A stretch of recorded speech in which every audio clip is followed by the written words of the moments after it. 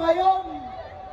Naninindigan tayong lahat dahil ito ang katungkulan ng mamamayan, hindi lamang sa ating saligang batas, kundi sa ating mga pamilya at sa future ng ating mga anak.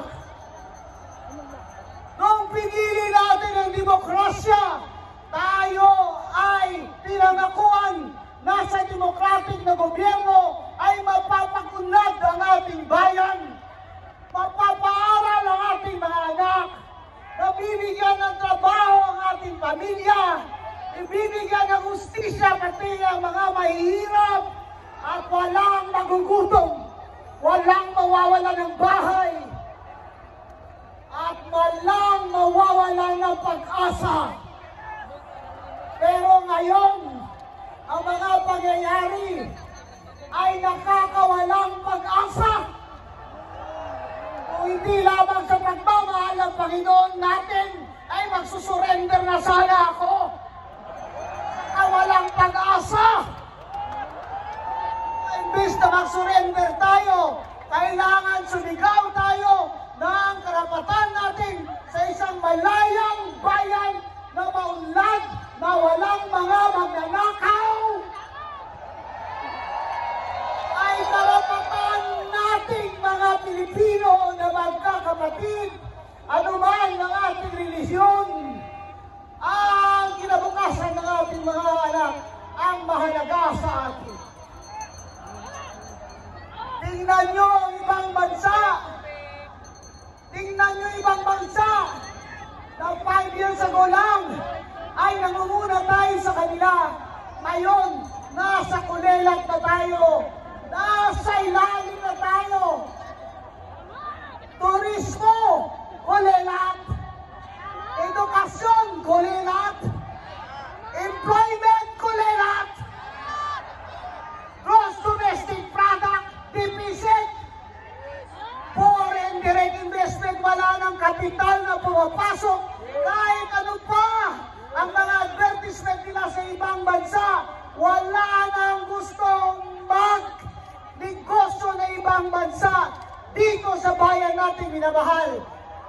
Dahil lamang sa isang tinaga, korupsyon. Dahil sa korupsyon, ang Pilipino na dating tinitingala sa ASEAN na tayo'y magigipig ng mga tao, tayo mga Pilipino hindi nagpapalupig sa mga banyaga, ay ngayon nagpapalupig ba tayo sa mga kawatan? Hindi tayo magpapalupig sa mga kawatan. Kaya tayo nag-arali ngayon para marinig nila tayo na hindi nyo pwedeng gawin ito sa amin na walang mananagot. Kailangan may mananagot. At kung sino man ang puno nito, kailangan siya'y managot.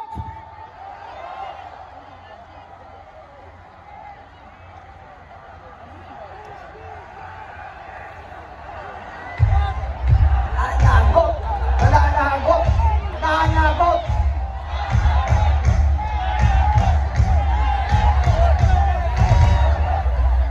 Matagal na ako dito sa buhay na ito. Matagal na rin ako sa politika. Sa tiyan pa lang ako ng nanay ko. Nang komisyoner na ako sa Comelec. Ngayon lang ako nakakita ng gobyerno at Congress na puro magnanakaw.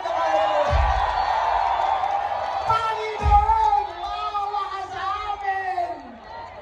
Panginoon, maawa ka sa amin! Bakit humantong sa ganito? Sa panahon ng Pilipino ay halos wala nang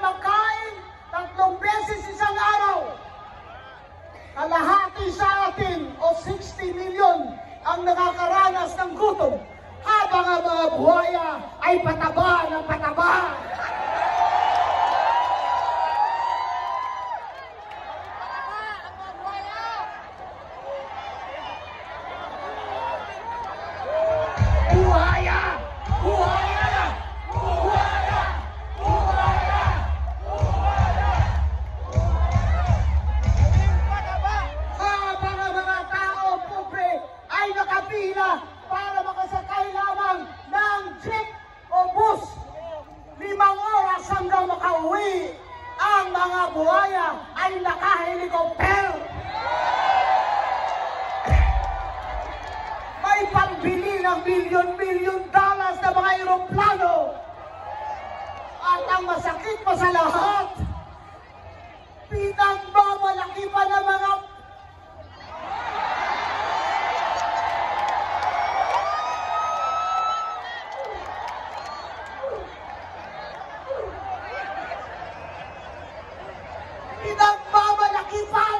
anak nila. Yung mga gamit nila, kotse nila, relo nila, ang bag nila, at sa isang bag lang ay makakapag-aral na ng 5,000 estudyante. At saan galing yan? Lahat yan galing sa atin. Mayaman o mahirap, nang babayad ng tax. Sasakay ka ng tricycle, ang tricycle driver ang babayad ng tax. Bibili ka ng grocery, may tax. Bibili ka ng gamot, may tax. Ba't sila ng back? Dapat din sa dyan, tawagan nyo na talagang Batman.